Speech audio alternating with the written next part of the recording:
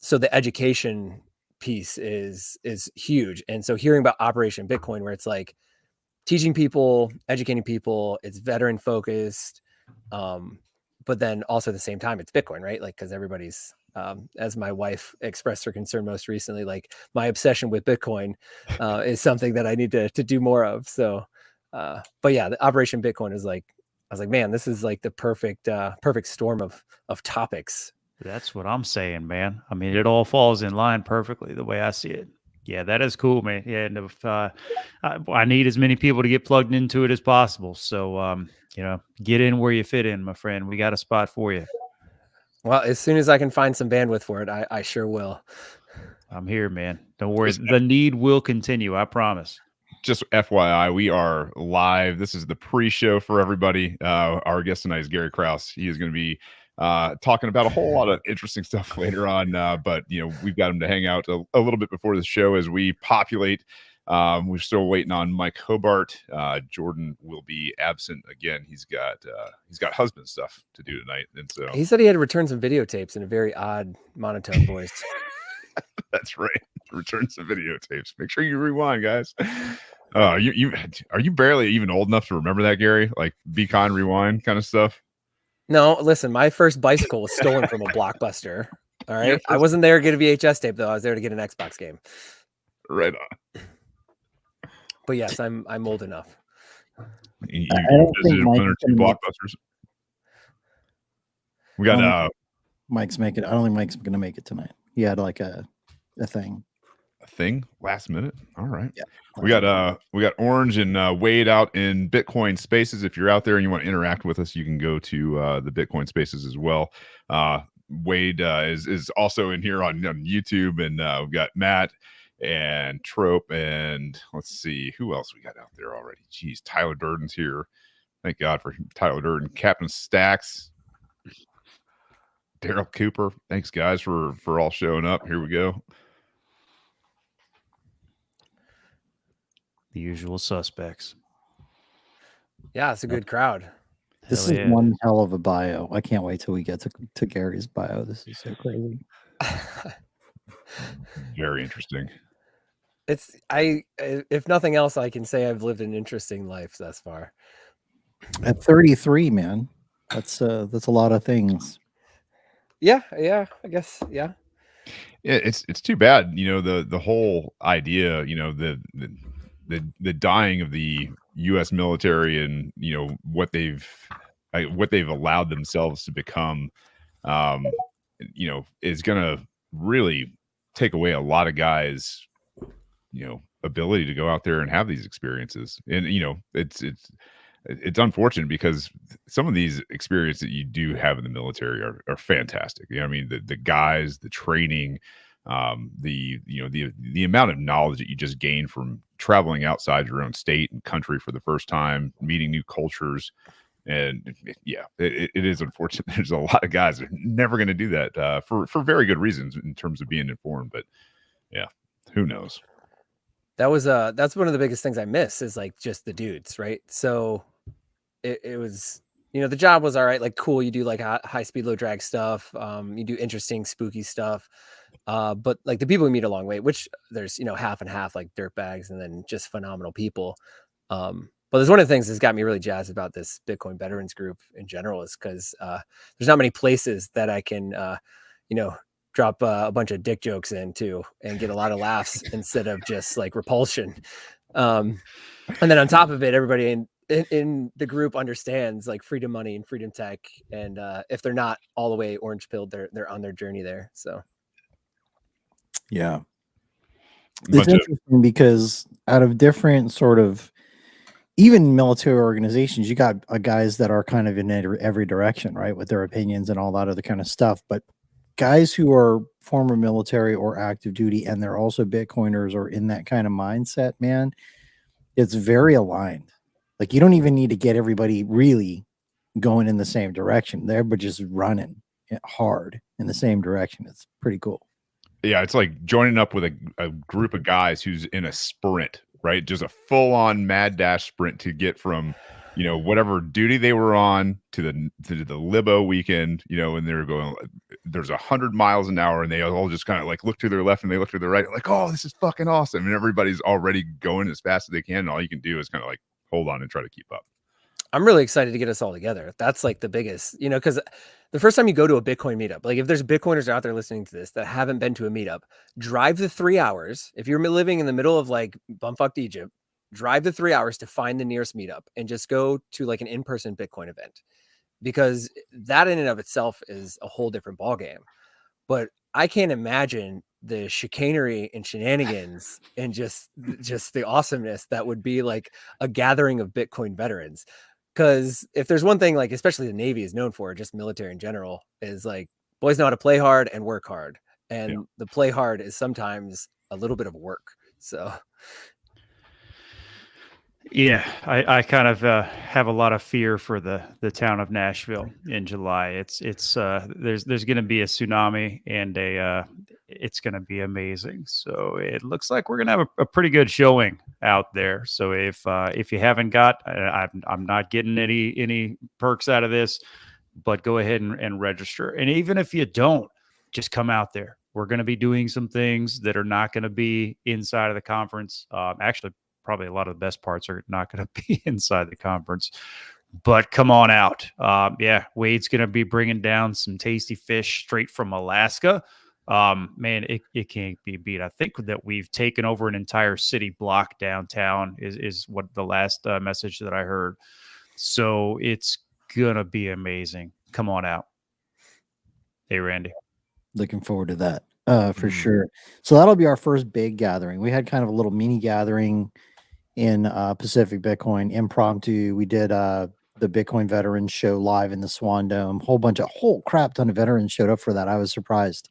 Like when I asked how many people were military or veterans, like it was like almost half the crowd. It was a big group of people. I was like, holy shit.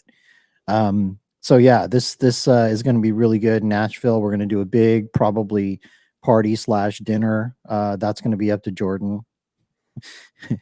We're going to do a range day. So we're going to get a piece of land near there. We're working on that right now, looking hopefully for 360-degree berms. If not, we'll do the best we can, but it won't be a situation where we have to like 1 round per second, no drawing for holster, you can't move, all that kind of crap. At a public range, we'll definitely run the range ourselves, have a bunch of guys there who are either current certified instructors or RSOs or whatever. That'll be a good time. We're probably going to do some kind of something where we're helping out maybe homeless vets or something like that. We're still figuring that out. Maybe take a day, everybody puts on Bitcoin veteran t-shirts and goes and does some reach out stuff. What am I missing, Gabe? That sounds like it's a good start to me. We're probably going to endure some type of physical training. I'm just throwing it out there at Pacific Bitcoin. We did a peer-to-peer run. So come on out. Even if you can't run, it's okay. Trust me. You can ask one of the guys that was there. He pushed through to the end and puked on the Santa Monica Pier. It was amazing. But we do have pictures and video of that if you want to see it. It's on the Bitcoin Veterans website. Check it out. So but come on out. We need a ruck full of ASICs. There you go. There you go, man. Get creative with it. But I think, again, Jordan's doing that. He's not here. So he is coordinating everything that is taking place out there except for the range day. But yeah, come on out. Bring your running shoes. Bring your Bitcoin Veterans gear. We're going to take over the town. It's going to be ugly and beautiful all at the same time. Such is life. Indeed. I can't wait. I mean, at some point, and when this thing gets big enough, there's going to be a Bitcoin Veterans Conference. I mean, in 5 years from now, I see it, you know, just a scramble of God knows everybody in this industry that's a Bitcoin veteran that's in this group doing amazing things in 5 years from now. Can you guys even imagine taking over? I think Nashville might be one of the best towns to do that in. I mean, those guys party. They're used to it. Yeah. Yeah, it seems like, you know, if there's any silver lining to the forever wars that we've been in for the past however many decades, there's a lot of veterans that understand the mission of Bitcoin and understand like we can fix this. There's a peaceful solution now. And yeah, let's get them all together. Get rowdy. Hell yeah. Looking forward to it. All right, fellas, it's that magical time. Stand by.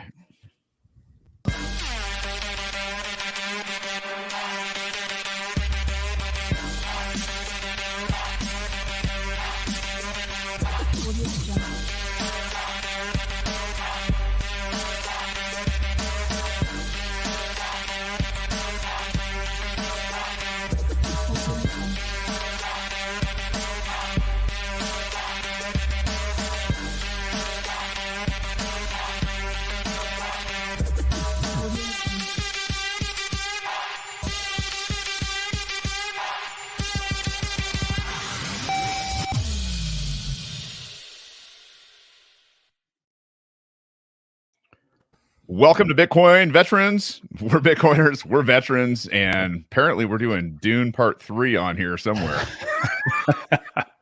This was my prize. That's I beautiful. don't know if you saw the spear in the advertising marketing material, but I threw that spear in a competition and I won this sword. So No way. we'll just kick it off with that. That's a legit sword, huh? That's a legit sword, cold steel. Wow. How much Wow. does it weigh? Congratulations, man. Probably under 10 pounds for sure. Wow. It's well weighted. Ladies and gents, this is Bitcoin Veterans. We do this every Wednesday night, 7 p.m. minus Thanksgiving and possibly the week of Christmas. We'll see what's going on. And we haven't made any firm plans yet. We are Bitcoiners. We are veterans. Very self-explanatory. We launched this to help veterans and those guys in service transition and find a new mission. Instead of being nihilistic in a world that wants you to be vengeful, that wants you to be fearful, that wants you to be as just, I don't know, fighting mad as possible.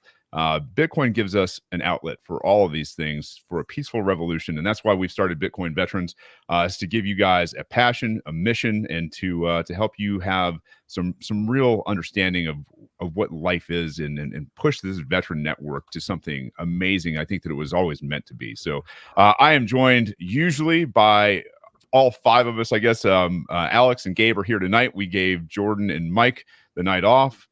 We have our special guest here, Gary Krause. He is a former Navy Chief CTIC. Am I saying that right?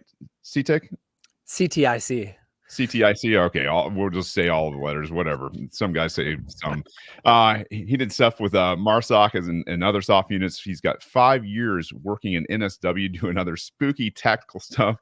As an aspiring psychopathic super shadowy coder, he hopes to maintain his status in the 13% of less than 80 IQ Bitcoiners, a myriad of technical hobbies gravitating around Bitcoin, ham radio, Rust code, Nostr, fedimint, software operations, cybersecurity, shooting guns, and the occasional shit posting. Gary hosts the Shenandoah Bitcoin Club and avidly attends the DC BitDevs. You won't find him on Twitter or Xitter anymore. His npub can be found using nip05 at Satoshi at garykrause.dev. Special place in my heart for Gary because he designed my Run for Governor website. Welcome to the show, man. Thanks. Excited to be here. I tuned into the second Bitcoin Veterans like Twitter Spaces before y'all really figured this out, and I think I probably shit posted there a little bit. So happy to be back 20 episodes later. Right on. We're finally figuring it out. I mean, Who booked this guy? Is it too late to reschedule someone else? Sorry. Not only does he shit post, not on Twitter anymore, but he'll come in Bitcoin Veterans and talk about his shit posting on Bitcoin Veterans. It's awesome. I love it. Well, hey, first of all, tell everybody what CTIC is, because imagine, even within the military, there's a lot of people that don't understand it. Well, it's definitely not, what is it, Counterterrorism Intelligence Center? It might be, actually. I blame Jordan, by the way. That was 100% him. But so the Navy does this weird thing with their job MOS codes or whatever called ratings in the Navy. So CTI is my rating, my job code. It stands for Cryptologic Technician Interpretive. The interpretive part is the key part of that, meaning I was a linguist. So I did 2 years of language school at the Defense Language Institute in Monterey, California, picked up Chinese Mandarin. and it's an intel rating, right? So you go learn a language and then you go do intel stuff with the language. And then the C part of it is like the other thing. So like CTI-1 is a first class petty officer, but CTIC is chief petty officer, cryptologic technician interpretive.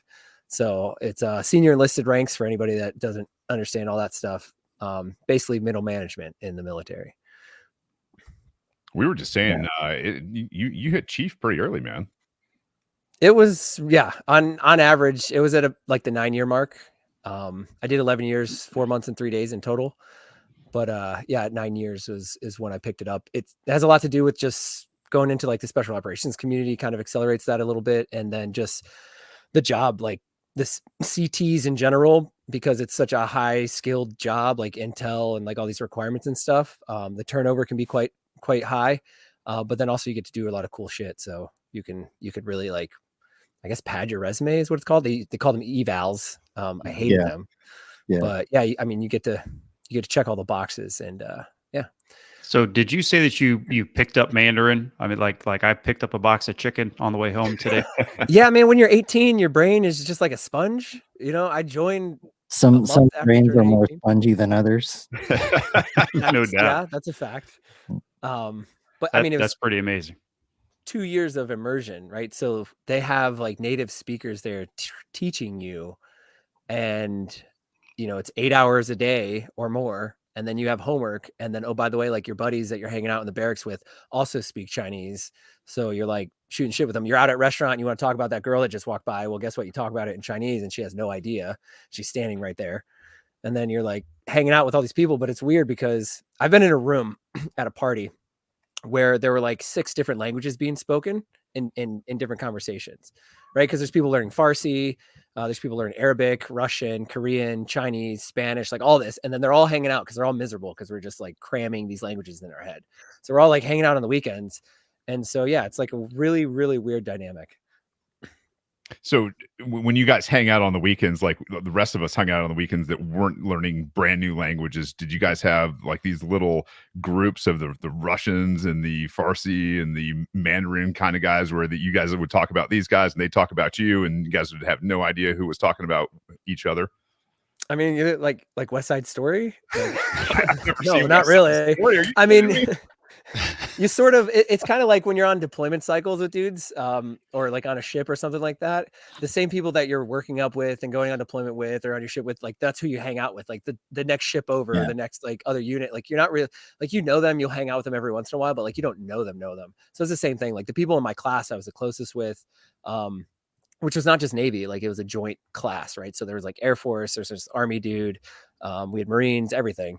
And yeah, I mean, it's just kind of like the people at the same stage in the process, you tend to like, you know, and DLI specifically had this, like you were a DLI veteran when you saw a couple get married, get divorced and have a kid. And it's like a golden status if it's the same couple.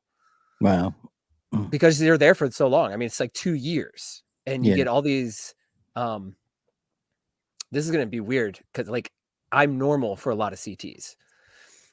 Which is a strange thing to say. Like you get, you know, higher level intelligence, you start to get a little like different on the social cues and everything like that. So there's a lot of people like that in the community, in the linguist community. But now you throw all these people together and they're all learning languages together and they're all partying and hanging out and like things just got weird. Like there's this Army chick that like had a cat on her shoulder, like a stuffed one.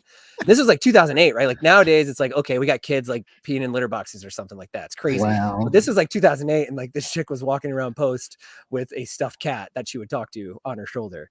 Wow. So, did she have a nickname?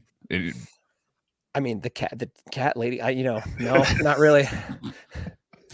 You know what's interesting about that is that you know, the camaraderie that you find in the military and then like the dudes that you're around constantly. You like whether you like them or not, you kind of have to be around them, and it like creates this whole dynamic of culture, right?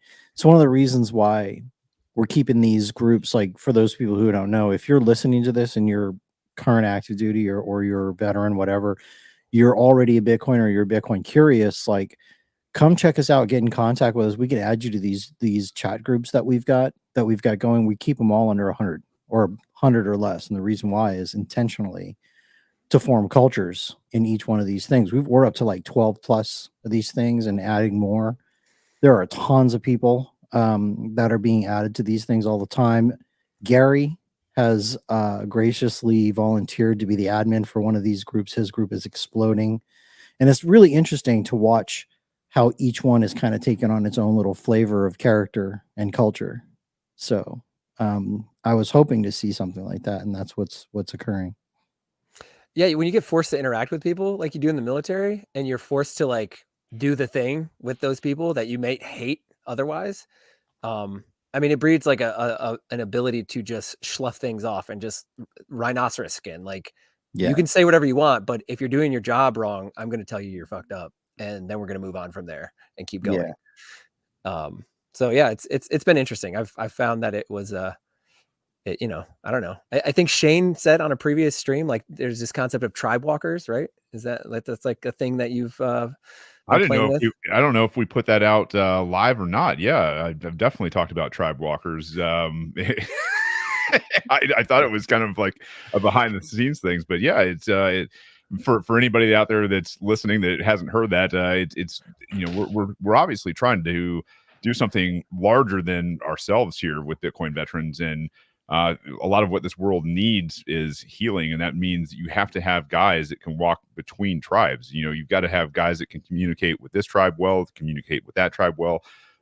That's how you start to unite people, uniting the tribes. You got to have people that can communicate between those guys, and those guys that can do it, man, they're special people. They really are. I mean, to be able to walk into a group that can talk to CT, that can talk it to the grunts, that can talk to recon, to the submariners, and the rest of the craziness that's out there, not to mention all of your other groups that are just culturally diverse, in certain pockets, to be able to do this and bring people together. I think it's amazing. I was talking about it with one of my clients the other day, and to see this happening in real time now, where you've got all these different people from different backgrounds that are laser focused on this Bitcoin mission, coming together and really putting away the past in an effort to save the present and the future and our posterity. Boy, what an amazing thing to watch and be a part of. Well, I mean, Bitcoin's the bridge, right? Like humans are inherently tribal. There's this Sebastian Younger book called Tribe, I think, and it's true, and there's reasons for that. Oh, hey, Mom. Thanks for watching. That's awesome. But Bitcoin is sort of like that glue that sticks everybody together now. You've got all kinds of tribes that are all Bitcoin, and now there's a veteran tribe, right? Like a group of people with shared experiences or shared values. But that foundation is Bitcoin, and you see that across so many different things. I mean, you see that in the tech space, right? Like there's people that want to put JPEGs on Bitcoin, and we can't stop them. Like they're going to do it, but it's a whole different tribe. Like I lurk in one of these discords of like these like JPEG like wizard NFT, but it's on Bitcoin.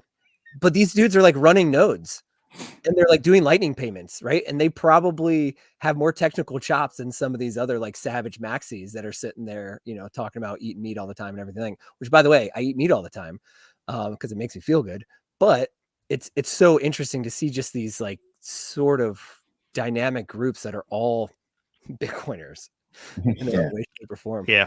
It's wild, and this is the only place, the Bitcoin community is the only place that I have found something similar to that we had in the military, and it becomes quickly evident. As soon as you get into basic training, they make movies about all this, but as soon as you get into basic training and everybody, they get their head shaved and they get turned into space monkeys, and it doesn't matter anymore.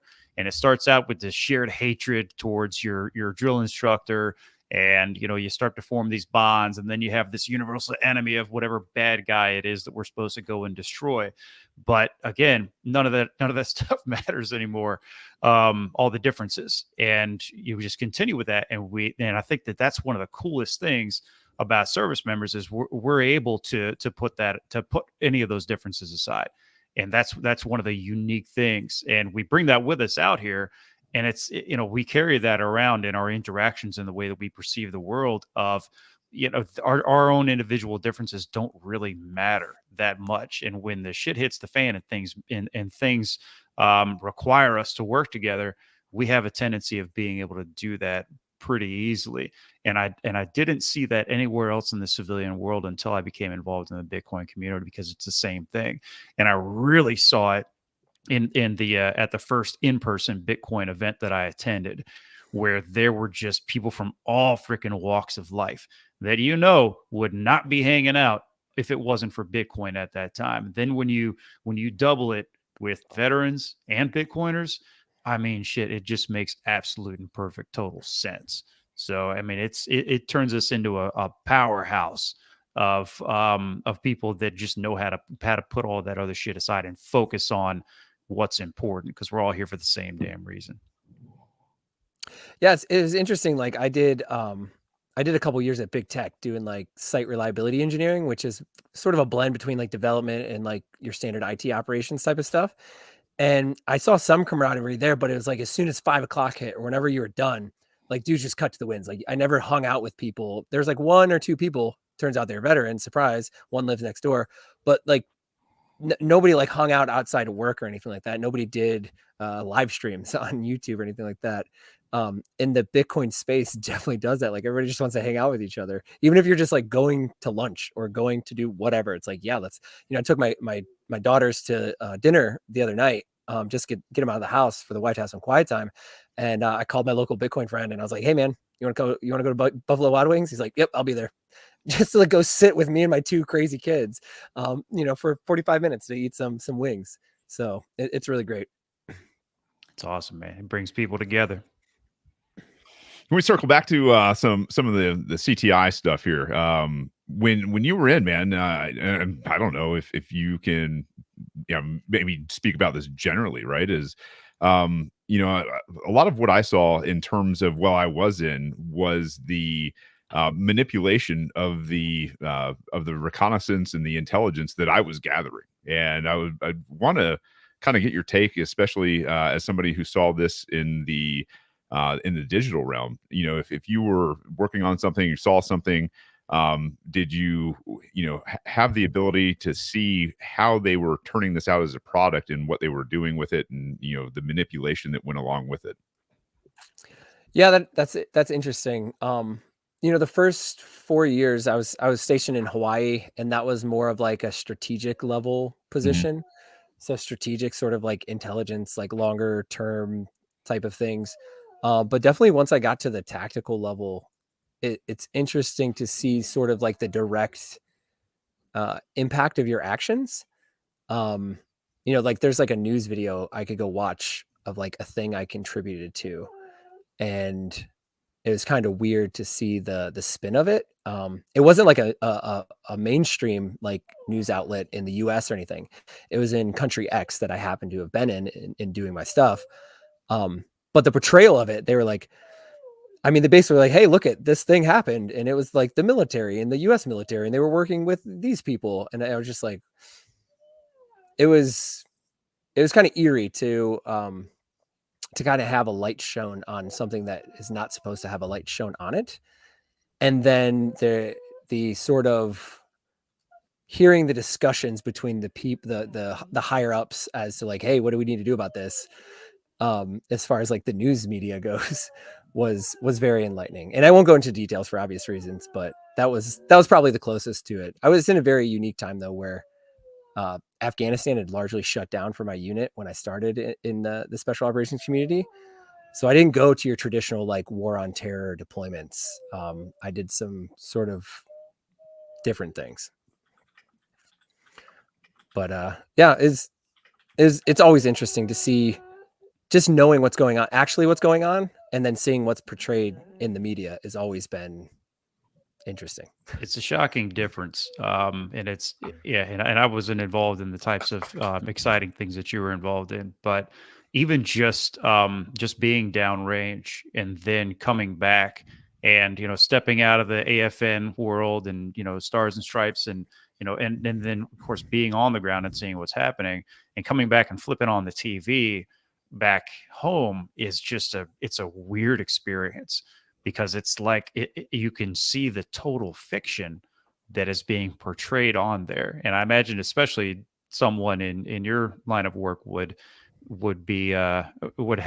observe that total stark difference in a completely different light. Yeah, What I mean, was- oh, go ahead. I was going to say there's, in country X or whatever, or Y, we'll say, you have these, like, as an intel person, you have like people, places, things of interest that you're sort of like focused on. And it just so happened the one time that the car that I was in, like, the battery died, and like dude showed up next to me and helped me jump my car. So that was like real interesting and a little, a little butthole packer, but it was enlightening in the sense of, you're like, hey, that guy's like really nice, like interesting. Okay, like it was like one of those things you're just like, blow this guy up tomorrow. yeah. Well, I wasn't there to blow anybody up, but that was probably one of the more fortunate things in my job was, I wasn't like a shooter. My job was to protect the force first and foremost. So it's like indications and warnings, right? So like listening to the enemy radio or whatever, right? It's like a very basic example of that, but like kind of painting the picture of the battlefield to make sure that the shooters know what to do. But yeah, no, it was not a connect thing, but just having that very close proximity to somebody that is of interest, we'll say, is because bad is not the right term anymore, right? Like it's not, like it's a person of interest, and you're like, oh, okay, well, thanks, appreciate you jumping my car. Yeah, and now knowing what we know in terms of like how they will, paint narratives around subjects, for the guys who are shooters and things like that, like, well, this guy's bad. I guess maybe a very related story, kind of like you had a one of the, can't even call them high value targets or anything like that anymore, right? Is a person of interest. You have a person of interest that we were going after one night. We got all this intel that was painted as this, really awful guy, right? And come to find out, we were also working with the ODA guys down in Najaf. And when we went into this guy's house, everybody recognized him. We were like, dude, this, his call sign was Mouse. And so when we went into this place that, really nice house and everything, he was getting, paid well by the, I'm sure the agency and the rest of those guys that are out there in those realms. And we went in there to roll him up, and we had to literally, like, we had to take him with us back to the compound. And like, everybody was like, who the hell gave you guys the intel on this guy, man? This guy's one of the, the guys they've been working for human intelligence down there through the ODA guys. So we had to go back down to ODA, check him out, left him with those guys. And, they had to relocate this guy later on because he got rolled up and then taken back and dropped off. And then, the community started going, uh-oh, hey, like this guy over here, he's a problem. But in real life, that guy was a really good dude, man. He was especially with us, he was a great guy. So you start to see, the way that intelligence is framed and formed by the upper echelon to paint a narrative, to have, the gun bunnies go out there and do their thing. Yeah, I mean, my first deployment in SOF, there was a general that was in charge that came and did like a visit right to the base or whatever, and I like just straight up, I was like, hey, what's the long-term objective? And it sounded like I was listening to a politician and not like a military. Like when you're in the military, you expect like, this is the objective, this is how we're going to do it, right? Like there's like a lot of like, what is the concrete objective that we're going after here? Or at least that's what you expect when you're coming up from the bottom, right? Because it as it trickles down to those lower ranks, like to the boys at the bottom, it is very concrete. Like you're going to go do the X and you're going to execute Y, and this is how you're going to do it. These are the tools. Let me know if you need anything else. But then I asked straight up, like, what's the long-term objective here? And this one star just bloviate, like just had no concrete answer. And I mean, later that night, you're sitting back in the hooch and you're talking with everybody else. You're like, hey, so like, what are we doing? They're like, well, we're going to go do this other thing. And I'm like, yeah, but like, why? Like you heard him, like he doesn't, there's no plan. Yeah. I don't Well, know. there's a plan, but it ain't his plan. It's disrupt operations. That's all it was for like Yeah. damn near 20 years, right? Is after the first 3 or 4 years, it was like, all right, our plan is to disrupt terrorist operations in whatever theater you're in, and this is what we're gonna do to disrupt operations. And oh boy, it gets old after a while because you're like, dude, we could sit here and disrupt operations till the end of damn time, and there's no bigger mission out there whatsoever. Yeah. There is a bigger mission, though. There is. Let's talk about that. Hey, Gary Krause, like what happened with Bitcoin? Like why? What's Why your deal? Bitcoin? Yeah. So it's interesting. My buddy Tim, it's Tim's fucking fault that I'm a Bitcoiner. Damn it, Tim, Tim. we're all looking at you, Tim. We met in Tampa. We were going through some training. We ended up living together at my old unit, but we're both checking into these like sister units in the soft community, and Soft Tim, special operations. Special operations. Sorry, yes. For those So of you we're both checking in different units or whatever, and he ends up moving in, whatever. And as it were, you're hanging out, chit chatting, and Tim's a libertarian. And I had no idea what this was, right? Like I was 18 and voted for Obama because I was like, oh, this is so cool. We're gonna have a black president, right? Like it's like, wow, that's great. Didn't know anything about his policies or anything like that. Like we're just like, woo, great. I can vote now. Let's go do this thing. And so I get to start talking with Tim, and we start going deep on just like, what is freedom? What is liberty? He actually at a certain point, I tried to run a Bitcoin node, but I did like Bitcoin and Ethereum on the same like old i3 laptop that was from one of my kits that I had from the military, and it bricked the laptop. So that didn't go anywhere, and it kind of got like caught up in deployments and everything else. So, that first touch with Bitcoin really didn't sink in. But these ideas of liberty, right? I started reading books by like Tom Woods and like some of these other like libertarian writers.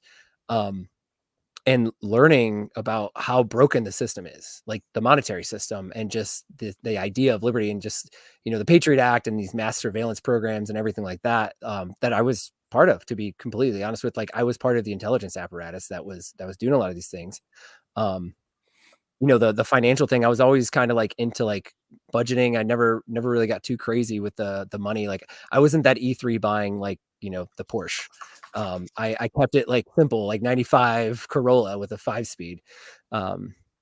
But learning this from him and then going to this unit was like, it was so weird having these like conflicting ideas. But fast forward several years, I get out, I go do the tech thing, and COVID hits, right? Like as soon as I get out at the end of 2019, December 3rd, 2019 is when I got out.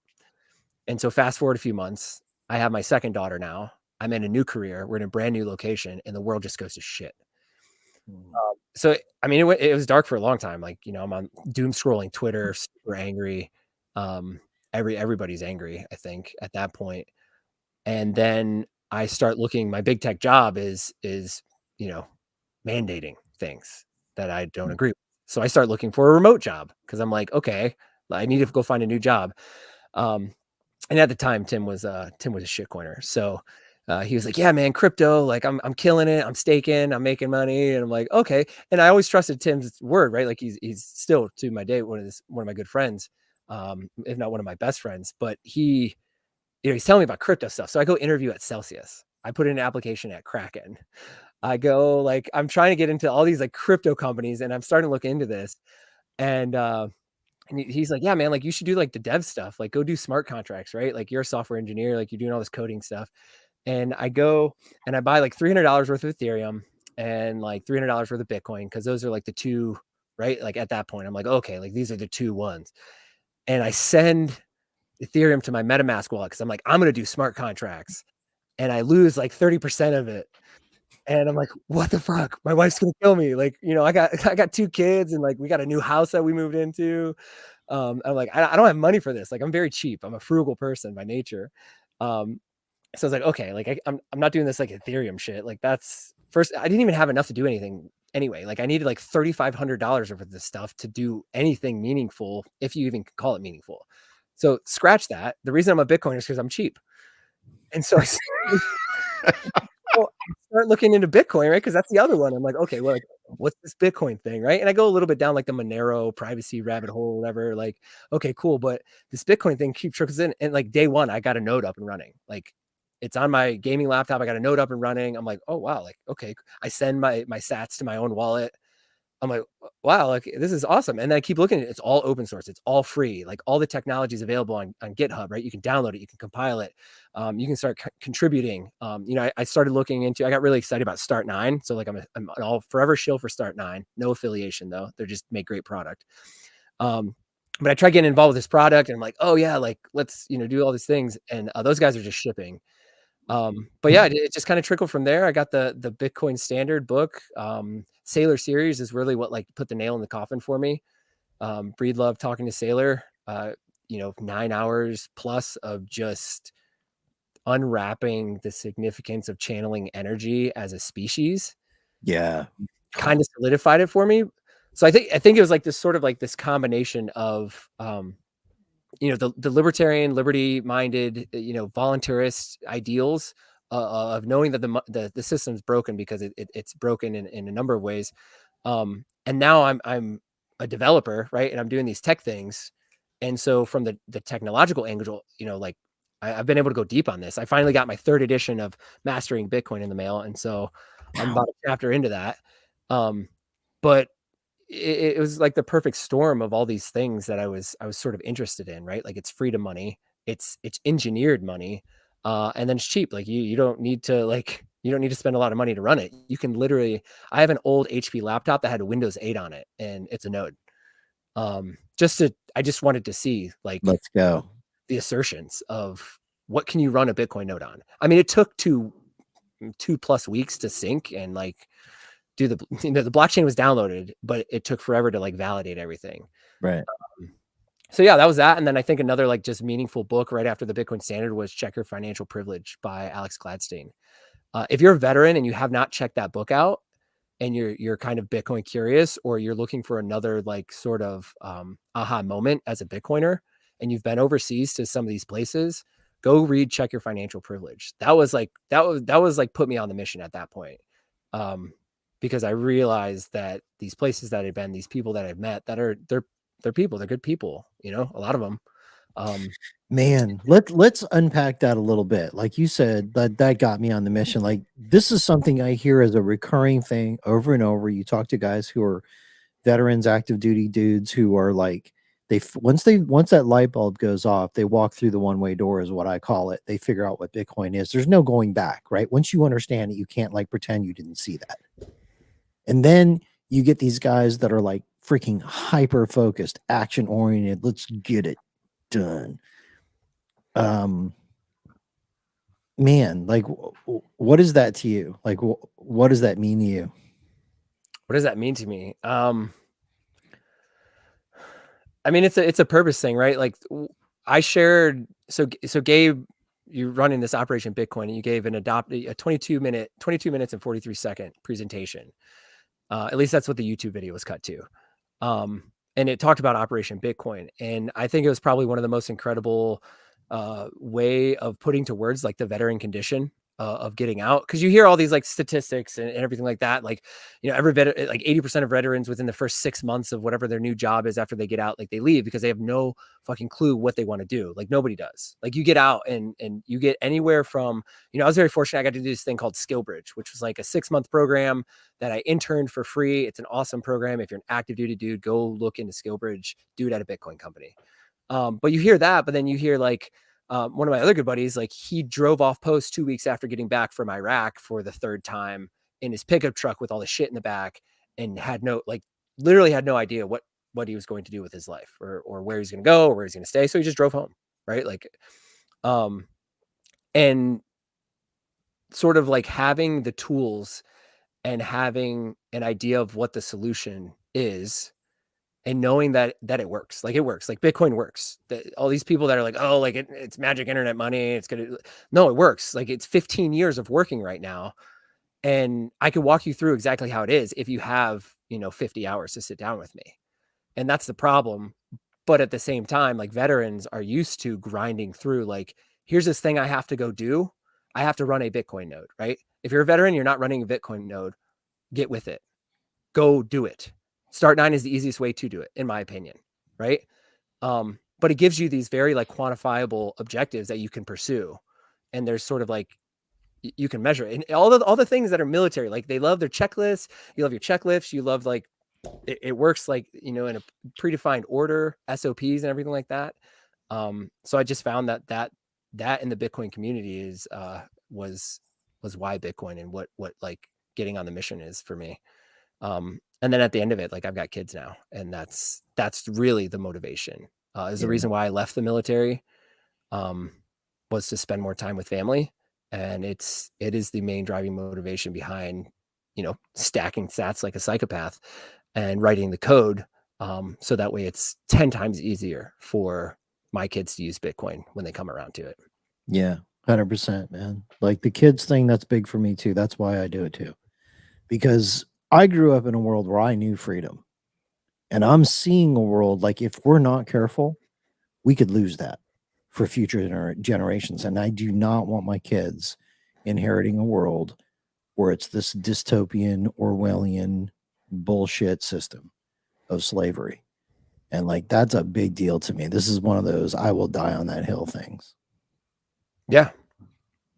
And it's worth it. I mean, like the future generations, and it's weird. Like the Bitcoin is one of the things, you know, I have tattoos, right? So like every good military guy, like I went and got my tattoos, right? It came standard issue. And I used to say to people, and I think I even said, Mom, you're listening. I think I said this to you, like, it's the only investment I'll take to my grave. Right. And that was like, it was a legitimate thing. And I think that was, you know, maybe one of the things in my brain that I had in there that made Bitcoin make sense is like, Bitcoin's an investment you take to your grave. You memorize those 12 words when you're done and those are forgotten, that Bitcoin is gone and you have contributed to the scarcity of Bitcoin. Man. Hell yeah. That's awesome. Yeah. And that's something also that I've seen that is a correlation, I guess a parallel between Bitcoiners and those that have served in the military. Is there's a concept of being a part of something that is greater than yourself, something that is going to last beyond us. And that's, you know, that, and I hear so many people talk about, you know, and all of us, I think, have talked about, you know, for our kids, you know, we're doing this for somebody else. And there's almost an element of, there's almost a sacrificial element to it. We're not necessarily doing this for our gain. This isn't so, you know, we can, you know, get rich and, you know, get the yachts and do all those things. We're doing this for our kids. We're doing this for the world that all of our kids are going to grow up in. And it's just an awesome thing, man. It was really cool to hear you voice it in that way. So that is awesome, man. I'm curious, what's the most exciting thing that you're working on right now that you can talk about with us? Yeah.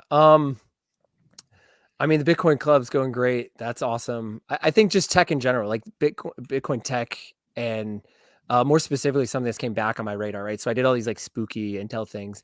But one of the things that prompted me to do was I got my ham radio license in 2014. Just as part of like, I checked in and like one of the senior guys was like, yeah, well, if you're worth anything, like you'll go get your ham radio license and like, you know, that will prove like, you know, your shit. And so I did it, right? Like, you know, 2 weeks later, I'm like, okay, cool.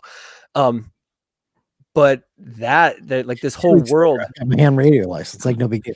No, listen, Alex. Let's talk about this because I've got a mountain with antennas on there. And I've got a ham radio guy that comes up here all the time. Let's talk ham radio for a minute. Remember, this is the guy who picked up Mandarin like a box of chicken. So go ahead. A box of fucking, you know, some of us go and get chicken or chicken nuggets, a 6-pack. Someone's picking languages. If you've done a JQR in the military, any kind of like PQS, JQR, whatever you want to call it, whereas like you need to learn this, memorize all this shit, you can do a ham radio license. And all the answers are out there online. If you go to hamstudy.org, it's all out there online, right? It's like, it's as simple as, and you'll learn like the FCC regulations, whatever, like status stuff. But also you'll learn like what a transistor is, a capacitor, what is the frequencies of the 2 meter band? What are the frequencies of the 70 centimeter band, right? Like what is, the different properties of RF, like diffraction, refraction, reflection, all these other things. But you'll learn that as you go through this ham radio process. But it's all like the information is freely out there. It's this like amateur radio community is out there. And I mean, if you're in the military, you probably talked on a radio. Like, did any of you not talk on a radio? Before we dig into this, because I know you want to get into this a little deeper, I want to talk to everybody about this thing that we've got going is that we're building Citadel networks right now. There are people who already have land. They're building these Citadels. There are other Citadels that are firing up. There's one guy named Wade Hoke, who's part of our various different Bitcoin veterans groups. He's up in Alaska. He's starting this project where people can donate 0.1 Bitcoin to it. And they're going to buy a bunch of property and turn it into a Citadel. I see a future where a whole crap ton of Citadels are networked together. Either they're owned by veterans or they've got veterans that are involved in them in some way or another. And I think, personally, my humble opinion, these things should all be networked together with serious comms. So let's dig into that. How, and just so people know, like ham radio is one of those things, and a lot of people, there are a lot of people who are in the military that were never the guys that were comms guys, right? Like they were not the guys on the radios. They were not communicating. They never set it up. They never did any of this kind of stuff in terms of understanding like propagation and frequency and all that. They have no idea. First and foremost, let's talk about kind of how robust ham radio is and how far you can communicate with ham radio, because I think this is one of those things that is not well understood and is probably one of our best assets out there in terms of forming Citadels and putting together this group of network group if all hell breaks loose. Anywhere in the world. I mean, it is a global form of communications. Whether you're doing like some crazy stuff where you're bouncing like radio comms off the moon, which is a thing. It's a highly technical, highly like specific thing.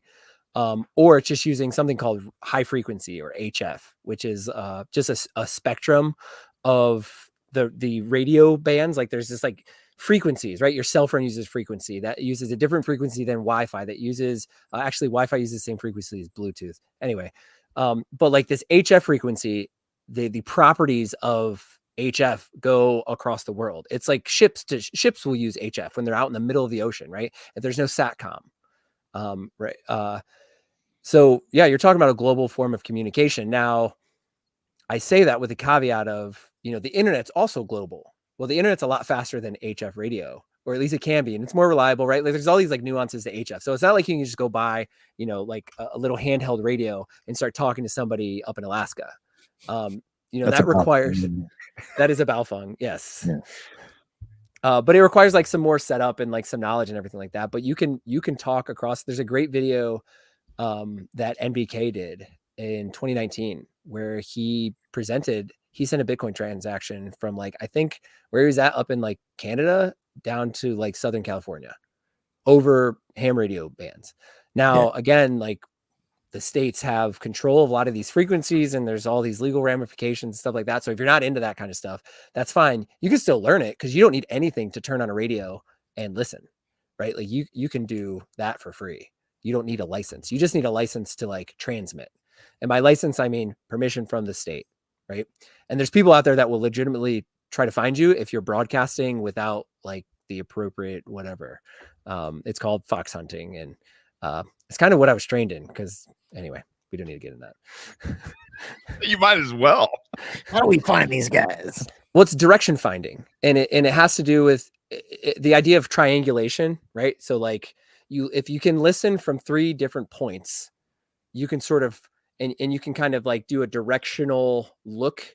Instead of using your eyes, you're using an antenna. And so if I'm looking and it's like, boop, boop, boop, boop, boop, boop, boop, right? Like there's a direction that's in. Now, if I draw a line from me to that direction, and then Shane, you do the same thing, and you draw a line from you to wherever the signal's coming from. And then Alex, you do the same thing. If we are sort of like in a triangle around it, or even kind of offset, you can get like an intersection that is like now you go search in this grid, right? Now you start your spiral search pattern out from that center point of where those interlapping lines are. And that was a common tactic used in like Afghanistan for protecting the boys, right? Like we'd wear these big ass antennas on our back. I was fortunate and unfortunate enough to never have that experience, but these guys would wear these big old antennas and it'd be like dangling all up here. You're fucking walking radio tower. But yeah, it would let you direction find, like, you know, where the shit is talking about an RPG or a machine gun nest. Like, so yeah, it was useful, but like those apply to any form of wireless communication. So you could go hide a Wi-Fi router in the woods and I can find it because you can track the signal strength and everything like that. And it's just a matter of circling it, right? So if I can circle this thing and kind of like draw these lines as I circle it. Sorry. I want to interject something real quick. At Pacific Bitcoin, we did Bitcoin Veterans Live, and I said at the end of the thing, these are not the kind of guys you want in the forest plotting against you. It's good to have guys like this on the team. Yeah, I mean, yeah, it was you know, finding people and things. Devices, really, it's finding devices, right? Like it's not even people, it's finding a device. What is this device? What kind of radio waves is this device giving off? Because if a device is giving off radio waves and you know the specific characteristics of that device, you can go find it. What kind of money are you looking at in terms of getting set up for a ham radio operation? Like, I mean, just basics. $20. $20 for a ham radio to receive. This will transmit, but yes, this Baofeng, which is like if you go look Baofeng UV5R, if you go look that up on YouTube right now, there are tons of tutorials out there. It's a very cheap Chinese radio, so it's not the highest quality or anything. But you know, I checked in, like there are local repeaters, right? And they do these things called net calls, where at a certain time of the week on a day, everybody calls in with your call sign and checks in and you can pass messages. It's sort of practice for like emergency nets. So like in Florida, if there's a hurricane or something and the power goes out, these dudes with generators and ham radios are going to be passing messages along. Like it's an actual, there's a community aspect to this too, that in the worst case scenario of your community where you get wiped out by a tornado or hurricane, whatever it is, or the power grid has a catastrophic failure because whatever, you know, ham radio, like I'm turning this thing on, I'm running it off a battery, I'm running off my car, and now I have comms. And if I've got a couple buddies in the area now that are also spun up on ham radio, and in the worst case scenario, we've got miles worth of comms. I can talk. So I'm in a place called Winchester, Virginia, and probably 30 plus minutes north on the highway is Martinsville, West Virginia, or Martinsburg, West Virginia. I can talk to a repeater up there using this little handheld radio. Nice. And then that repeater will take my signal and blast it out. And usually these repeaters are put up on high mountains and everything like that. So the coverage is in your local area is pretty wild, just for even like it's called VHF. Sorry. So I mentioned in one of our chats, like we should probably spin up a new chat group specific to comms and ham radio. After this episode, we're going to have to do it. It's just going to be a thing. Gary's going to be leading up to. I'm joining it. I want to learn more about this stuff myself. And I know a lot of guys do. I am not the ham expert. There's another Bitcoin veteran. I'm not going to dox him, but he is the ham expert and feeds me a lot of this stuff. Again, I went through it, but I wasn't like, I'm not like a ham guy. Is he in our groups already? Oh yeah, he's there. Okay, let's spin that one up after this. We'll see. Yeah. I'll see if he's willing. But yeah, if not, sure, I'll lead the chat again and funnel the information. But it's fantastic because it's, you know, once you have somebody else in the Bitcoin space that has like the sort of same hobbies or desires or objectives as you, I mean, sky's the limit, right? Yeah, it'll grow too, like guaranteed. Like I had no idea this thing was going to do what it did. It's mind blowing. Yeah, what were you guys thinking? Like, what was, you know? Well, we were thinking originally we're just going to get together, 5 of us, and just talk about Bitcoin stuff as veterans from a veteran perspective. And the next thing you know, man, it's like I've said before, it's taken on a life of its own. It's not a top-down driven thing. There's just a bunch of action-oriented dudes who are like, let's go. Like, you know, I don't need your permission. We're building this shit. You know, it's awesome. And here's the beautiful part of it. A lot of times, and I know speaking to the veterans, this is just one of those things where you guys already know this, but this is one of the smartest groups even within Bitcoin, right? Like, you've got such a diverse background of well-trained, experienced people, and not only kind of experienced, like, they had to go out and operate in an environment of their, not only their peers, but their superiors, and do it at extremely high levels. So that people didn't die, and so to have this eclectic, different group coming together with all of these skills again, that are, juxtaposed to the system that they were in, now really fighting for freedom, really fighting for liberty, and fighting for self-sovereignty and the future of America and the human race, so to speak. Like, golly, it's an amazing group to try to keep up with. I mean, I don't know if it's just between this and Swan, but it's like I've said it in other shows. I would honestly say it is like going out to a pasture and having the opportunity to grab this Mustang by the mane, just getting on its back, and then holding on for damn dear life as this thing takes off. That's Alex. I mean, I can imagine us as younger guys maybe daring each other to do some dumb shit like this. Maybe not so much anymore, but like, that's kind of how this thing went. We're like, hey, like, let's go over there and fucking grab this horse and see what fucking happens, right? and that's where we're at now. Is like, we're just on the backs of this thing, just running like madmen, through the plains, and it's an amazing group to just sit back and behold. I mean, obviously, we've had a number of different guests on here already, and we're only 22 shows in. To see the difference in specialization that's coming to the forefront it's something to just marvel at and be hopeful for. And people keep shipping. I mean, the tech community, like I've gotten involved very heavily with the tech side of Bitcoin, like the developer side of Bitcoin. And again, a lot of them, maybe not veterans, but you want to talk about 10-pound brains, like these dudes, and they just ship. They just keep writing code. They're not out here. A lot of them are not very active on social media. A lot of them aren't out preaching, but like, they'll do their one presentation or something like that at some conference, and you're just blown away by like what they're able to accomplish. And then the next day you have even more tech, even more code that's being churned out. You want to look, if you're looking for signal in the Bitcoin space, go to 1031, the VC company 1031, and look at their portfolio. Swan's on there, and there's a number of other companies. And if you want to really find and tune into the signal, those are the companies, at least for me, right? And again, it doesn't matter. Bitcoin is for everybody and everything. And so the companies outside of this space too, but like, that has kind of been my North Star. Is like, I've looked at this list of companies, and all these companies are like, holy crap, like these guys are making it happen.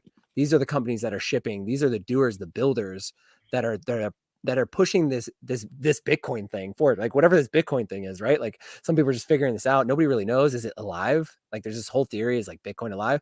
But those are the companies, in my opinion, that are pushing the envelope and making it easier, right? Because when you have tech, this is a technological revolution. And I don't say revolution like a colored revolution of taking over, but a revolution in the sense of like the industrial revolution, where there's a turning point now where things have changed. This technology has enabled us to do things that have never been done before in the history of humanity. And it is based on this technology called Bitcoin. And at the core of it, this protocol needs so many layers of abstraction, right? Like just in tech in general, you don't go in. It used to be that you punched holes in a little card to program a computer, right? And then you fed it into the computer, and it took up your whole room. And it took, these massive mainframes and stuff like that. Since then, we've built abstractions, layers, each time getting a little bit easier, right? Oh, now we have a screen. We can see what the hell this computer is doing. Right. Okay. The screen's hooked up to a keyboard. Now we can give it commands on the fly, right? And these abstractions have built up and built up and built up until like I'm on the toilet taking a dump watching cat videos on my magical little screen. Like the layers of abstraction that need to happen for that to take place, anywhere from the rendering of the pixels on the screen, right? In perfect 4K. Like I see that cat smack the other one perfectly, every piece of fur, to the wireless communications. Cause I'm not not plugged into something, right? I'm either on the Wi-Fi, my Wi-Fi is using cellular internet connection, or it's using Starlink, right? Like all these technologies have been built by somebody. We are standing on the shoulders of giants. And even Bitcoin itself was built on a series of technologies that were combined to make it what it is. And so we're 15 years into this. If you look at where we were in the internet 15 years ago, right, you can get an idea of where we're going. So what could you do on the internet 15 years ago? Right? What were, I mean, YouTube was still sparse. Right. I mean, if you look at, like, just as an example, right? Like, when you look at anything you want to do, if you want to go build a damn nuclear reactor these days, there's an how-to process on YouTube. It doesn't matter what you Google or what you search on YouTube. It's like, all right, here's a video for it. Back then, good luck. Right. A lot of it didn't exist. That's an incredible amount of accumulated knowledge in one place. Well, and that's what I think, like, everybody's talking about, oh, the halving, oh, the ETF. Like, man, fuck all those charts. Like, this is a technological revolution. Pay attention to the technological abstractions that are coming out to make it even easier. Like, you have a node in a phone now, right? Like, that's the thing. You have a node in a web browser that's completely self-sovereign, self-custody, right? It's called Mutiny Wallet. It's fantastic. All these things have made it easier for people to use and transact and interact with this thing called Bitcoin. And we're just beginning. We're just getting this flywheel effect. It's a flywheel effect. Just going to get better every year. And you're starting to see VC money pour into further development of Bitcoin. There are VCs who are starting to figure out, like the game is over. The whole pump and dump with shit coins is over. Let's start to invest in some real tech. And that's very exciting to see. But those, are you talking like traditional VCs or the Bitcoin? No, I'm talking about the Bitcoin focused. Okay. Traditional VCs are still out there. They're going to shitcoin as long as they can. We don't know any better yet.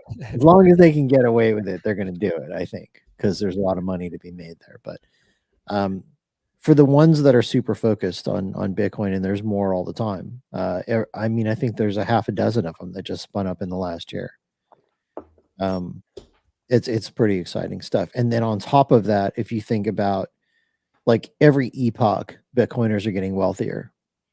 And, I was thinking about this. I was talking to somebody about this the other day. I was like, the biggest endowments in the world for educational purposes were founded by guys like Rockefeller or Carnegie or whatever. We're going to see a time probably in the next 10, 20 years where people who own a lot of Bitcoin are going to be the next Carnegies. Yeah. They're going to start huge things having to do with funding Bitcoin initiatives. We're going to see a massive, massive revolution in this. And I'm so here for it. Very excited about that. Well, even if you don't have a lot of Bitcoin, right? Bitcoin's a time machine, but it just frees your time up, right? So, like, if you save your wealth that you produce for society in Bitcoin, over time, you can use that wealth that you've accumulated to do what you want to do, to unleash your full potential, right? Like, it brings this technological revolution, I think, is going to bring back a renaissance because, I have a good friend locally here, and we send my kid to, like, art classes with him because he is just like the epitome of, like, an artist. Like, he's not, like, all flaky and stuff like that. He's a cool dude. He goes to the gym with me and everything. But, like, man, the guy just, like, he's like 2 + 2 is what? I don't care. Like, let me just go, like, make this beautiful art. And he's good at it. He's fantastic at it. He has such a drive and a passion for it. But he has to get a job, right? He has to go. He's working in public school, right? Like, there's this necessity in his life that he has to go through this grind. That I think in the future we return to this patron model of Bitcoiners that are like, dude, you're awesome at art. Like, here's 10 Bitcoin. Go, like, live the rest of your life and just make me beautiful art, right? Like, that's I think we're going to see a return to that. You didn't see that. You haven't seen that for a long time in humanity. You used to see that, like, way back when. Like, who's the dude that paid the guy to paint the Sistine Chapel, right? I'm really bad at history, so, like, I know I should know that, but, like, I don't. 80 IQ. But I'm at the upper bend, right? Like, y'all are less than 80 IQ. I'm right at 80. So it's an awesome point that you make, though, because it's the irony that technology that was created / discovered by humans is going to play a huge role in unleashing the best of human potential and creativity. I agree with you in your statements there, because it does free us from the shackles of those obligations of surrendering our most precious asset of time to feed a system that that throws us away, and has been for generations, and will continue to do so until we kill it and shut it down. And it's a fascinating aspect of it when you start to get into the philosophical side of things, and take that perspective from it. I'm curious. Tell us, why is Bitcoin going to win? Why is this going to happen? And what do you see that could be the possible most significant challenge? I think why Bitcoin is going to win is the decentralization aspect of it. There are not a lot of, just in general, like distributed computing. There's nothing that comes to a global consensus in 10 minutes without a centralized coordinator. Right? Like that's one of the engineering, like technological revolutions that Bitcoin is. And I think that what that enables, that has enabled this decentralization of all these nodes, all these node runners, all these participants in the Bitcoin network, that even if, let's say in the worst case scenario, like all the superpowers in the world, right? Like you get the EU, Russia, China, Iran, the US, somehow all band together and agree, like, we're just going to crush Bitcoin. It doesn't go away. Like it just doesn't. Right. As long as there is somebody out there running a node connected to another node, exchanging transactions or whatever. And you'd have to have like a catastrophic solar flare, which at that point, like we're all screwed anyway, right? Like all the modern technology would have to go away. But even in that event, if you have ham radio, like in the event of like a major internet outage, ham radio, I could broadcast blocks to you, right? You can download blocks from the sky, Blockstream satellite. I got a satellite outside. Me and my buddy were setting up over the weekend, trying to get Blockstream satellite. I'm going to run a node off of the sky.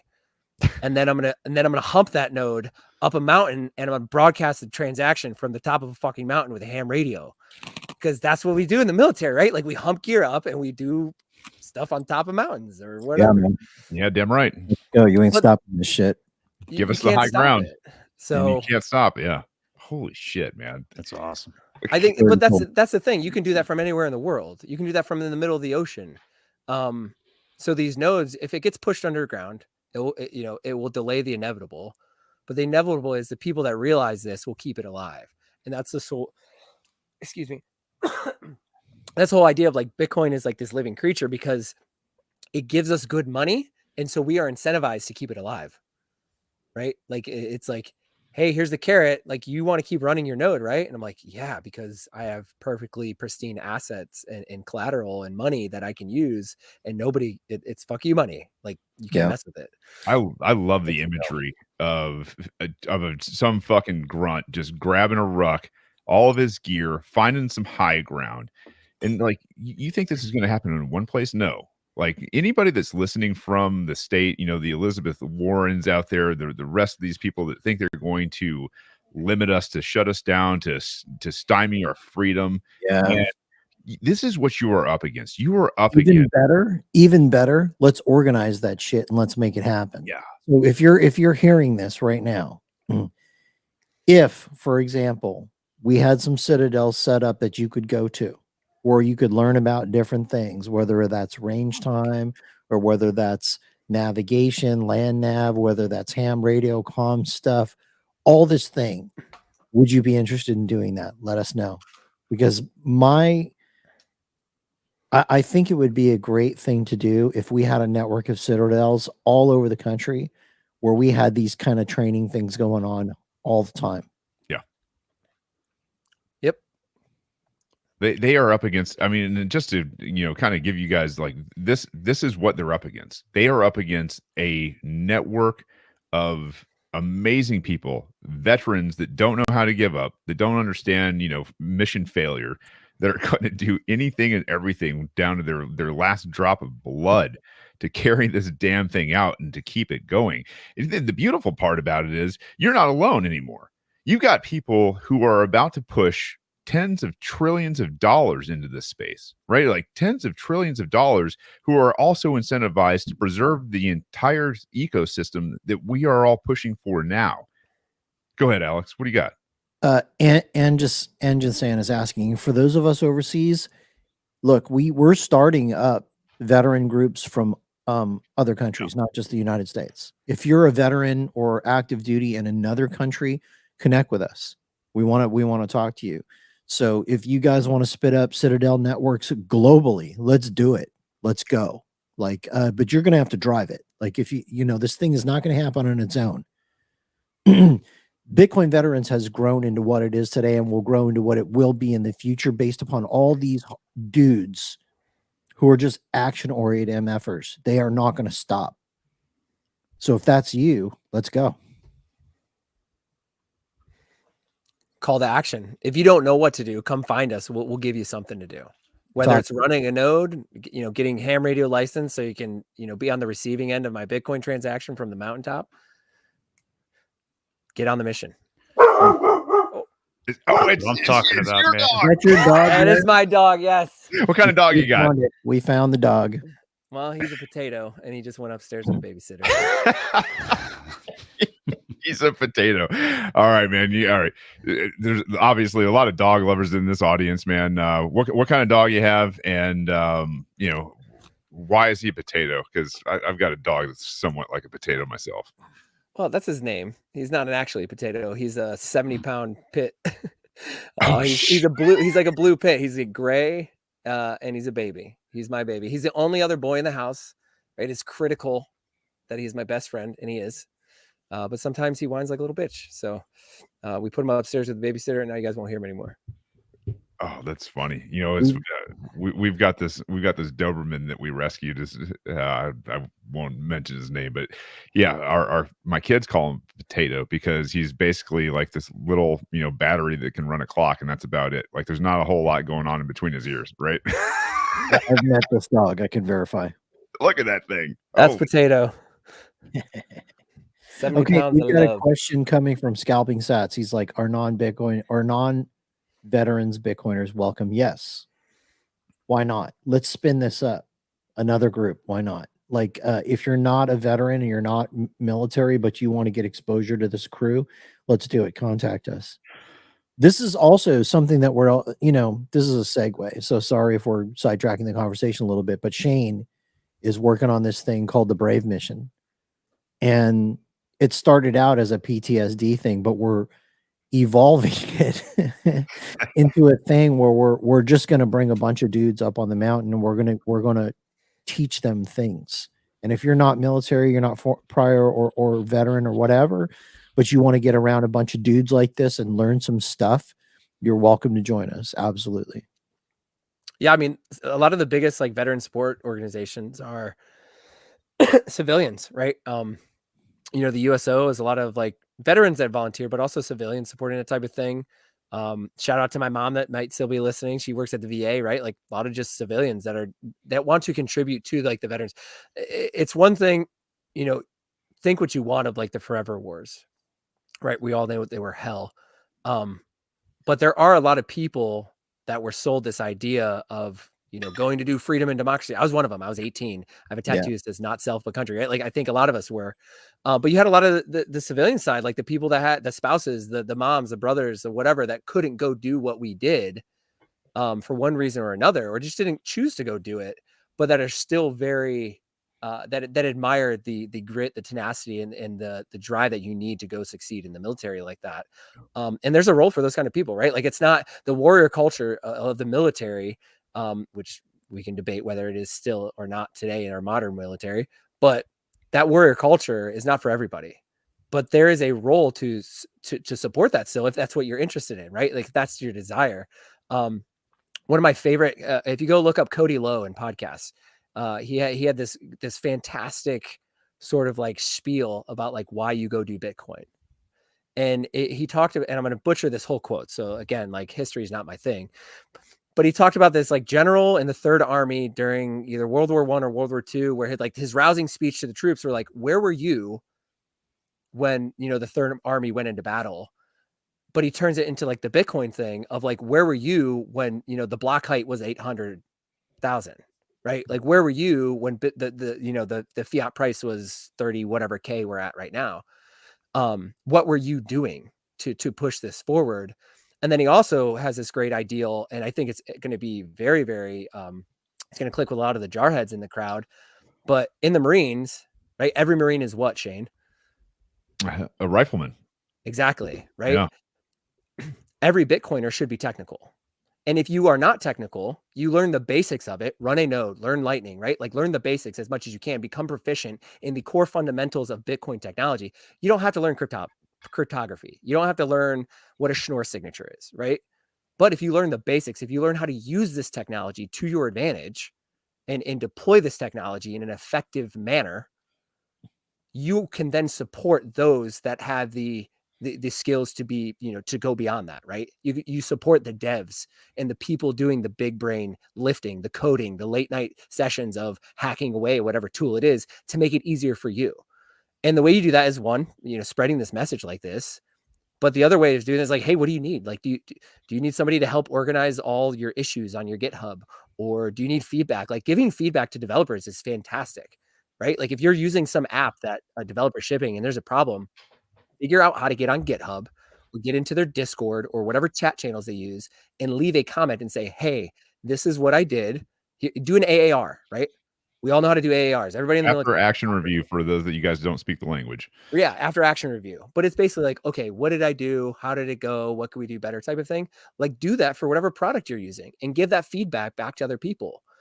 Write documentation. If you were they had this thing in the Navy called MTS, Master Training Specialist, where you went to learn how to create curriculum and develop coursework. If you're an MTS from the Navy and you're like, I don't know what to do with Bitcoin, like go create curriculum, right? Like Operation Bitcoin that Gabe's doing, Me Premier Bitcoin, like all these tools, all this software. Start9 has great documentation, right? But all these Bitcoin tools and everything like that, like need guides, right? Make it E3 easy. That's what the military's done. Like, but get it technical because it has to be. We have to focus on the tech. It's a technological revolution. You guys are hilarious. This Bitcoin stem. He goes, "This is my Bitcoin. This is my node." Daryl Cooper's like, "Many like it, but this one is mine." And I'm glad you asked that because I almost just for comedic sake said every Marine's a crayon eater, but I went ahead and just you were in a groove, man. I was like, I'm not going to fuck this up. Let's go. Yeah, if you're out there, this has been one of my favorite episodes. Yeah. If you're out there and you've ever said thank you for your service to anybody at all, obviously that's kind of turned a little bit in people's stomachs these days. Hey, if you want to learn, you want to be part of this, come contact us. Let us know. We will plug you in. We will create a group for Bitcoin veterans, civilians, or whatever we need to do to make this happen. Because I mean, the support that we got when we were in from the civilian community, it was one of those things I think that made us feel good. You know, it was one of those kind of like, hey, attaboy kind of thing. You're doing the right thing for your family and your country and all this other stuff. And now that's been flipped on its head and we've seen behind the curtain, you know, this group needs civilians more than ever, honestly. Like, go ahead, Alex. Something else that's super important. Guys who've been in hear that a lot. Thank you for your service, etc. There are a lot of dudes who hear that and they're just like, because sometimes they didn't feel like it was that important, or other times maybe they did some stuff they're not super proud of. Yep. And I will tell you that if there is honor in what you did, even if some of those things might not have been in after the fact what you would consider honorable, this mission is the most important mission to mankind. That's not hyperbole. I believe that with every cell in my body. Mm-hmm. So if you want to do something that's honorable, that's worth your energy, connect with us. Study Bitcoin. Oh yeah, this is the mission, and I'm going to build off of that because that's something that I experienced a lot in interacting with service members who were transitioning out of the military into their civilian roles. It was that feeling of, I guess, they didn't earn it. They didn't want to be called a veteran. Someone would say, thank you for your service. And like, it was bullshit. It didn't, they're not going to say that most of the time, but many of them are carrying that around, and they're carrying around this sense of of an unfulfilled oath that they took that, it didn't turn out to be what they thought it was going to be. And some are just like flat out ashamed of what they did and what they were a part of. And there's this sense of atonement almost that comes with finding that worthy mission that you were actually looking for. Because for a lot of people that come out of the military, it's like there's this sense of, there's almost like a sense of despair, and they're just thinking, okay, I tried and it was pointless. It was not what I wanted it to be, and it was worse. I contributed to something that was destructive and terrible and didn't help out humanity at all. And I'm here to tell you that this is that mission. And you're not going to find one that's more important. And you're not going to find one that is going to bring that same sense of community that this brings. And, you were talking, Gary, about, people that develop training programs and so forth. And you want to talk about people that are experts at imparting knowledge and sharing wisdom with other people. Come talk to a bunch of military people. First thing that we do when we get into the military is they teach you how to freaking learn like an expert. They teach you how to assimilate and activate mass amounts of information in a very short duration of time in a very effective manner. And I know I keep joking about picking up Mandarin like a box of chicken, but it's true. And you probably have those natural tendencies anyway to just be able to absorb information. But the military is really good at teaching people how to learn stuff very effectively, and we carry that with us. And that's one of those attributes that we bring with us out into the civilian world that I think serves us very, very well. And it's, we have a tendency, a lot of us, to take off the uniform and the boots and to say, okay, forget it, I'm done with all that military stuff. But don't. There are a lot of amazing skills that are developed and refined within each of us when we come out of this civilian world. Keep those, because Bitcoin is the place where you can exercise, where you can activate, and where you can use those skills not only to find purpose for yourself, but also to serve the bigger community of Bitcoin, your fellow veterans, and humanity in general. So I'm really glad that you brought that up, Gary. Thank you for going there with us.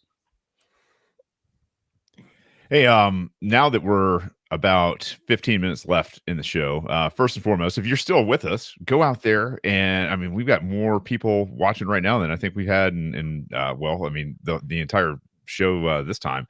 Go out there, smash the like button, get notified when we're doing this kind of stuff. 7 p.m. every Wednesday night. We've got just every guest we bring on the show, and credit to the guys behind the scenes for making this all happen. Unbelievable, Gary. This has been a fun and inspiring, I think, very cathartic conversation that's going to get a lot of other wheels turning in this, what we talked about earlier with this Mustang just running like crazy. I think it's about to hit another gear. Thank you for everything you've imparted on us tonight and your wisdom. We'd like to hear some funny stuff from you. This is kind of the point in the show where we really like to dive into a lot of levity.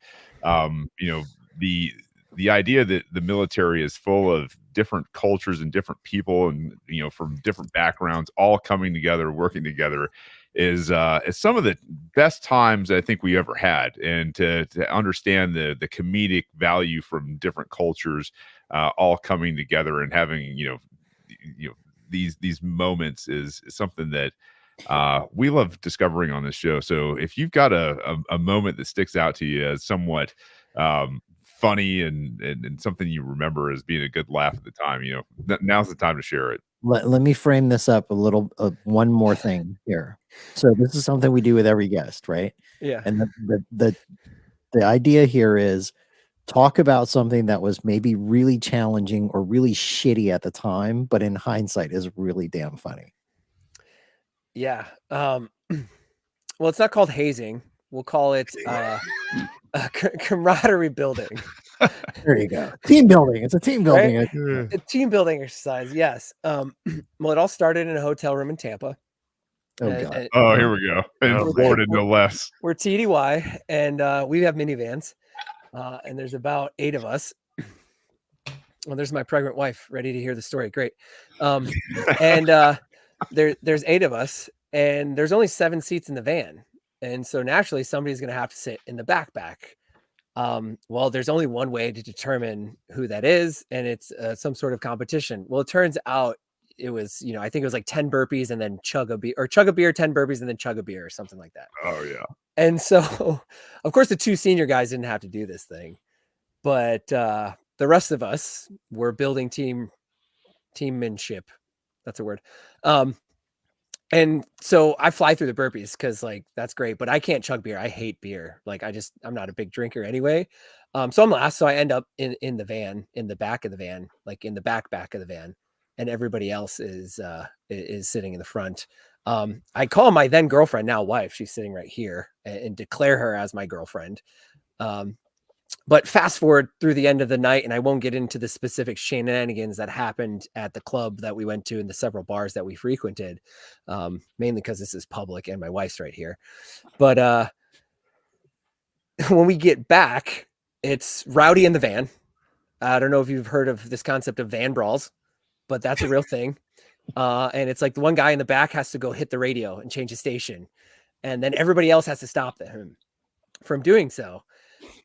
So that's on the way. And so we're all rowdy and riled up, and the van door slides open, right? It's one of those nice, like auto sliding van doors. And I go to just like grab my buddy Mike, and he judo flips me out of this fucking van and onto the sidewalk. And then it rolls into the street. Everybody else piles out. But then we do some PT, at 2 a.m. outside of a Marriott. And that starts out with, getting in the leaning rest. I may or may not have just like projectile vomited stiff as a board in the leaning rest. We're all in a line. And then of course, like everybody else is like downhill from me. And so you better not get out of the leaning rest. And so, we do that evolution. From what I recall, it was running around. We sang Country Roads, like the West Virginia song, for some reason. Nice. So like that was the Of cadence course. we were singing as we ran around this hotel, extremely inebriated. And that's the story I will share with you all from our time in Tampa. And if any of the boys are listening, I love you fellas. It was a hell of a time. That's glorious, man. Yeah. Team building. Team building exercise. Many other team building exercises, but that's the one that like sticks in my brain as quite the evening. Yeah, there are only so many that you want to tell in company, and especially with your mom watching online too. So yeah, well, it's classified. We could tell you, but we'd have to kill you after. Yeah. We're gonna have to get like redacted black boxes for people. Tell these things offline. We'll keep a black box down here. You guys can guess who it is. We'll never have anything, but like those are going to be released later on. I think that's an idea I've had though. So there's this thing called Nostr, and if you haven't checked out Nostr and you're a Bitcoiner, shame on you. Go check it out. Nostr's awesome. It's better than Twitter. It does way more stuff. But one of the concepts is it uses public-private key pairs like Bitcoin, right? So it's pseudo-anonymous. You can just create new keys and post on Nostr. Well, the best thing. Oh, I'm being reminded that I forgot to mention that I tore my pants on the dance floor that night by one of my friends.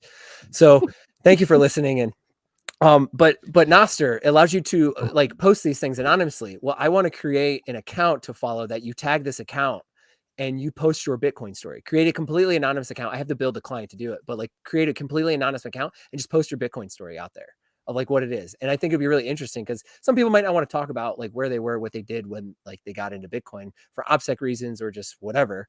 But then read those online, like read those out loud in a theatrical performance. I was a theater kid too, by the way. So theatrical performance of like reading these like Bitcoin stories. Anyway, just another thing to ride the stallion with. Nice. Let's throw it around. We're coming up on the end of the interview here, man, and it's been a fantastic time. Parting thoughts from you guys. I want to say thank you. This is man. I mean, I didn't. I've got a page of notes here of things that I need to study now. So thank you for giving me new things to learn. Yeah, ham radios. I'm going to be talking to you on one of those here as soon as I figure out how to buy one. I've got all the tabs open in my browser here already, but No, man. Thank you. Thanks for what you're doing, and thank you for bringing what you bring already to the group of Bitcoin veterans in the chat in there. I mean, you really jumped right in and just have been contributing heavily to that, and I'm already learning from you. So thank you for that, and thank you for being here tonight, man. It's been awesome, and it's like Alex said. I mean, there are certain people that you want to have in the fight with you on your side, and you are definitely one of them. So thank you for being a part of this. For sure. I agree with that. Just real quick, admins, you know who you are. We need to fire up comms groups, CivDev. This is a thing. This thing continues to grow. Gary, thank you for all your contributions. Obviously taking a leadership role in this thing, growing it. Gary's team group, whatever you want to call it, is one of the fastest growing in the whole organization. The guy is an energizer bunny, never runs out of energy. He's hilarious, obviously very smart. Appreciate you, man. Yeah. Thanks for being here. Hell yeah. Thank you. Thanks for everybody listening in the audience. And if nothing else, if you're new to Bitcoin or whatever, if nothing else, I hope this prompts you to take a second look at it. Like, a lot of people have heard about Bitcoin, a lot of people have seen Bitcoin, but just go reevaluate it. You could probably find a Bitcoiner in your local area. There's tons of meetups across the way. Shenandoah Valley or Shenandoah Bitcoin Club is the website for my meetup. Come out and get some brunch with me. You can find me at DC BitDevs if you're in the area. And last but not least, I'll shill my own podcast that I just started with fucking Tim. Winterberry Lane is the name of the podcast. Fucking Tim. That's is that a stage name? His fault. I think it's fucking Tim. Yeah, he calls me producer Gary, so I think I'm just gonna call him fucking Tim. Damn, Tim. Producer Gary and fucking Tim. Let's go. We need another podcast. That's great.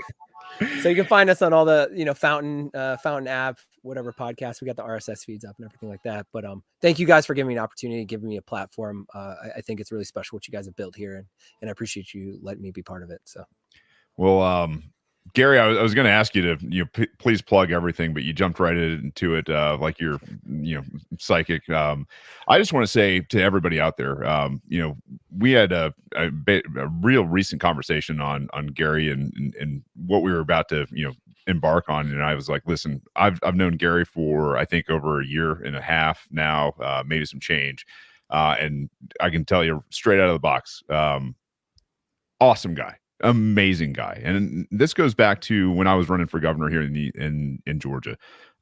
Gary stepped up and was like, hey man, let me build your website. And I was like, who the hell are you? And he's who volunteers to do some shit like this, right? And he put together this beautiful website for a guy that was running down here with absolutely no chance of winning, that was just going to come up to the state and kick him in the balls. And I gotta say, that really endeared me to this guy, first and foremost. But as I've gotten to know Gary and seen how he's interacting and how he's coming into this group and everything that he's contributing, I got to tell you, Gary, like, you are a force to be reckoned with, and to have you within our ranks, to be leading the charge, especially up there in the Shenandoah Valley, which is, historic to begin with, I think is, something to be said about some new command structure, and that's just natural and happening, and it is in the vein of everything that we were told America is. So thank you, from the bottom of our heart, here at Bitcoin Veterans, myself, for doing everything that you're doing, like to do this and to do it with a clear conscience and a glad heart as a family man that's got a third kid on the way and a pregnant wife that's in the room with you there, man. I trust me, I've been there and I've done that kind of stuff. I know the time and the sacrifice and everything else that goes into pushing, not only for freedom and liberty, but for pushing for a better tomorrow for your kids and your family, and posterity and the human race in general. So, hey, thank you for joining us tonight. Thank you for doing everything you have been doing. And, from all of us here at Bitcoin Veterans, man, you are one of the best guys that, we could have ever hoped to have join our ranks. And this is an invitation to everybody else out there. Go grab a friend. Go grab somebody that who you back in the military. I don't care if it's the military or now we're going to have the 21st Civ Div that's going to be stood up here at Bitcoin Veterans. Go grab a friend. This is a call to action. Bring them here.